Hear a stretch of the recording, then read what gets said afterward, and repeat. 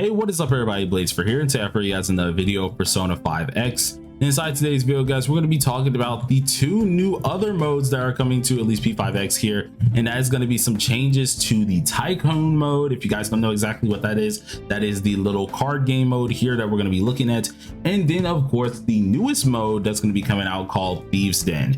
Now, this is something that was inside of P5R as well. You guys probably recognize it as kind of a place where you kind of showed off your trophies and stuff like that.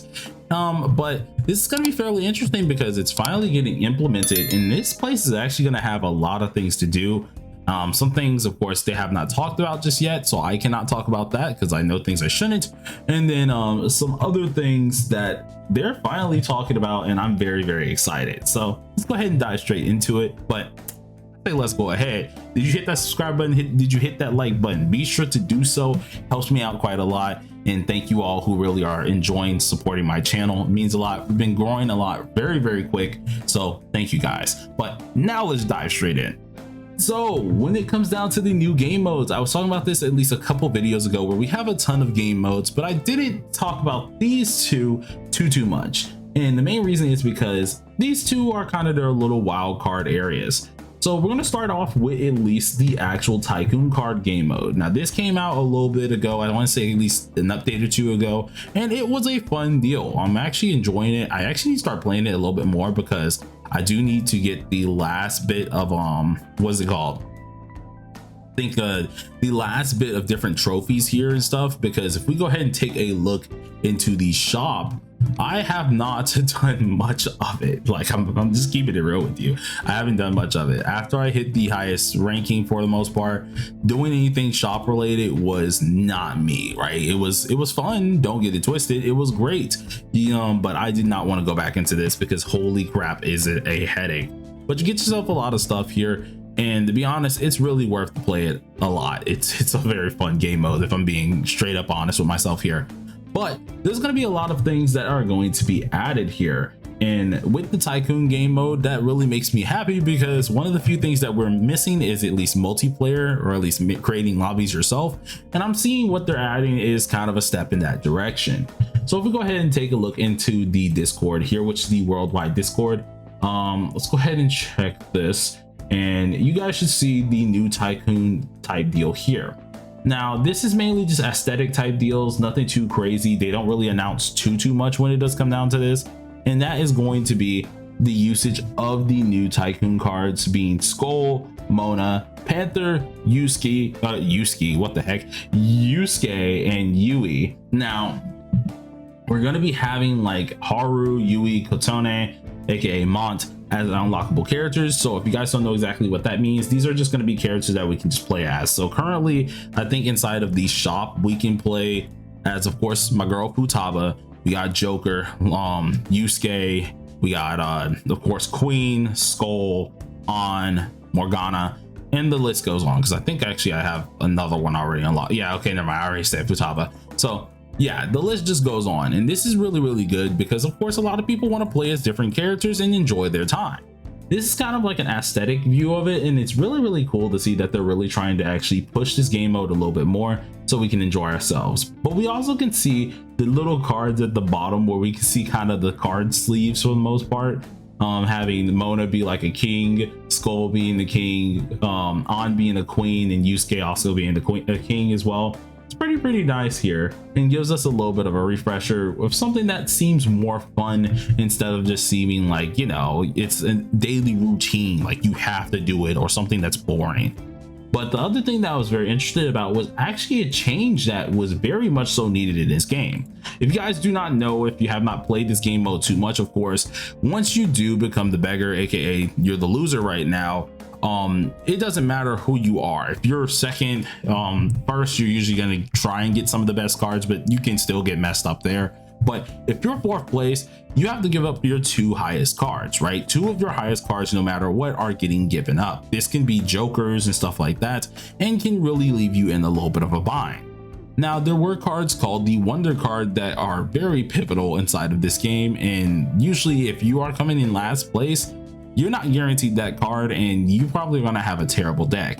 Well, thankfully, guessing due to complaints as well, they finally added that whoever is the beggar, whoever's aka most likely the 4th place person, is going to come out with a wonder card no matter what.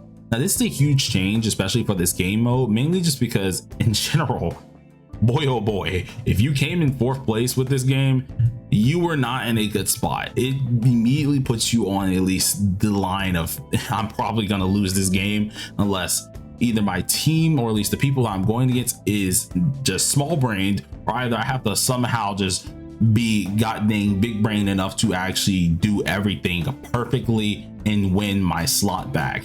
Usually it's terribly hard to actually get from 4th back to 1st or 4th to 2nd, in which those are going to be the main things that you really want to do. But finally, thanks to this, you will actually spawn with a wonder card, which is really helpful, seeing that you won't be in last place 24/7 or at least have the worst hand. Find that as a good thing here, but still, where's our freaking create lobbies? That's what I'm waiting on. But other than that, we do have another game mode that is going to be coming out, and this is going to be Thieves Den. Now, Thieves Den is something that, of course, we already knew about for quite some time. It was in P5R, and they announced that they were going to be bringing this out. Now, this is a huge deal because there's a lot of things we can do here. Apparently, after doing a certain amount of like story events and stuff like that, we will eventually unlock Thieves Den. But alongside of this here, there's going to be, of course, as always, artwork, music, and such that's going to be in there that we can always enjoy. But there's a huge part that actually is a little bit new to anything in P5X.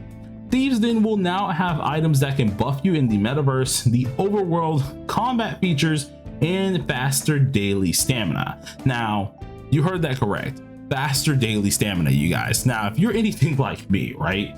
And you like getting all your stamina, you like always trying to use this. I currently have 207. I usually like to wait till it hits 240, then immediately use it all.